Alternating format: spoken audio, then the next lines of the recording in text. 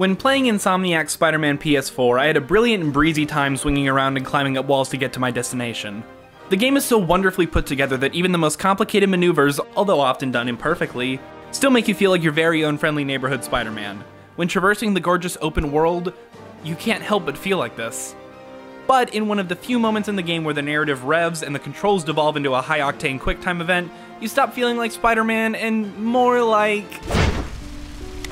I'm going to die! It's not lost on me why the game does it.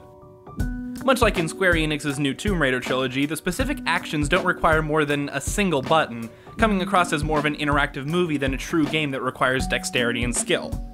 It's also often outside of what the player can normally do. There's no button pre-mapped on a DualShock specifically to pay respects.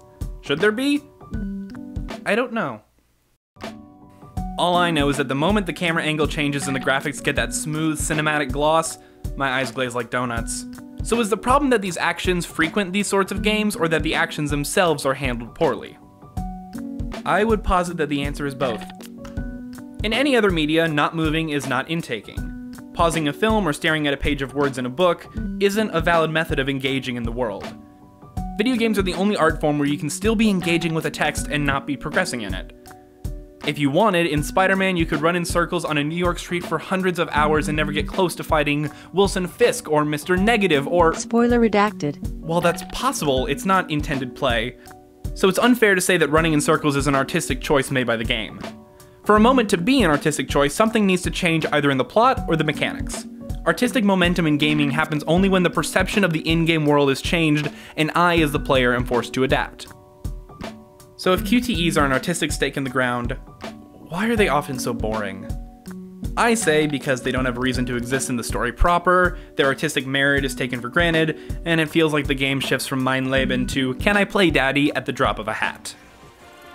That shift in difficulty and complexity can be forgiven, especially considering the brief nature of many of these moments, as long as the story and artistic impact of the shift in gameplay is taken into account. Take this moment from the end of Halo 4. Halo 4, like all AAA first-person shooters, has a myriad of options and button presses available to the player at any moment. Aiming, shooting, grenades, running, jumping, and the like, all operating within the X, Y, and Z axes. It's complicated beyond measure, as it should be. So in the climax of the game, the ultimate test of skill and prowess is reduced to a Simon Says session of moving an analog stick and pressing a single button. It's infuriating. It's overtly simple and pretty insulting to players that have spent so much time trying to be as good as possible at the game that has taken over 10 hours of their life. And why is it there? It's not to reflect on the impact the ending of the game will have on Master Chief, as this event triggers a cutscene where the stakes are shoved in his face, and it's not to properly show the struggle he's gone through to get here, because this whole sequence, the final action of the game, takes about 10 seconds to complete. It doesn't mean anything to the story, it doesn't change our perspective intentionally, it just lowers the difficulty of completion and makes an already simple act, just planting a bomb, even easier.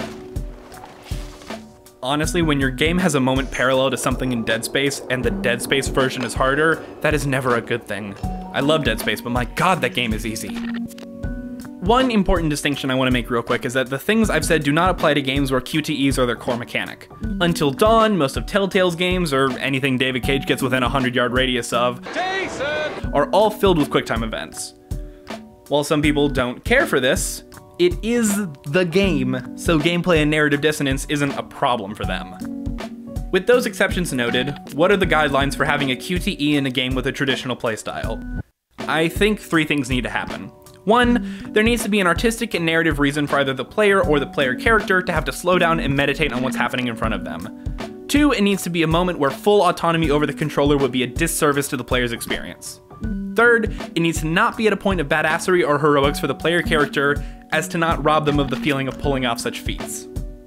And that brings us to Celeste, a hard-as-nails platformer that enchanted me from moment 1.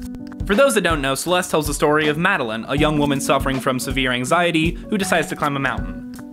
The brilliance of Celeste comes in its simplicity.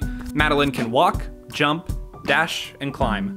Those 4 moves along the X and Y axes are all you need to complete the gauntlet of this game. For the most part, it's your standard indie platformer. Until it's not. At the end of Chapter 5, a cutscene plays where Madeline and her friend Theo are on a gondola traversing over a massive drop. Gondola stalls and Madeline, thinking she's about to die, begins to have a panic attack.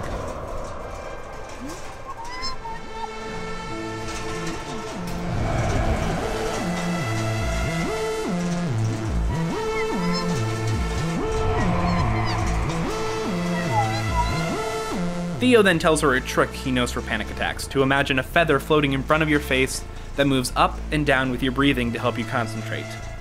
Slowly the cutscene fades away and a feather appears on the screen that the player has to manually manipulate up and down to help Madeline's attack wane.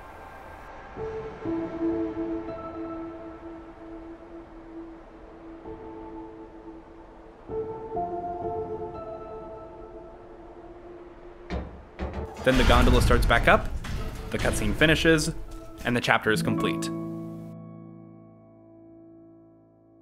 When having a panic attack, it's necessary to let the world around you fade away to focus exclusively on breathing. During Madeline's, the controls are what fade away. Suddenly, walk, jump, dash, and climb don't concern you anymore. In this moment, a perfect manipulation of real life, the controls are funneled to a simple up and down. You can do anything until the only thing you can do is inhale and exhale. The feather is not just a perfect QTE based on the criteria I mentioned earlier, but it's a powerful use of game mechanics to recreate a deeply personal real-world experience. This moment had to be a QTE in a game. If you can move the controller freely or if you were just watching it on a screen, the impact would have been tampered down or lost entirely. Shoving quick-time events in an action-adventure game is always going to be dicey, and it's nigh impossible for the player to not feel like they're losing something in one of these moments. I would say that Celeste has the only necessary quick-time event in one of these games because the developers are constantly conscious of what the player loses during these button prompt scenes, and uses that to their advantage. If every other moment in this game is about getting better and climbing higher, the feather is about letting all of that go and feeling the pain and vulnerability.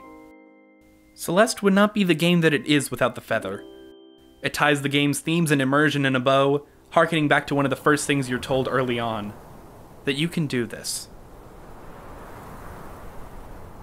So to any developer wanting to put QTEs in their next game, in the spirit of a broken young woman climbing a mountain, I say this: if an 8-bit indie darling can do it right, I think you can too.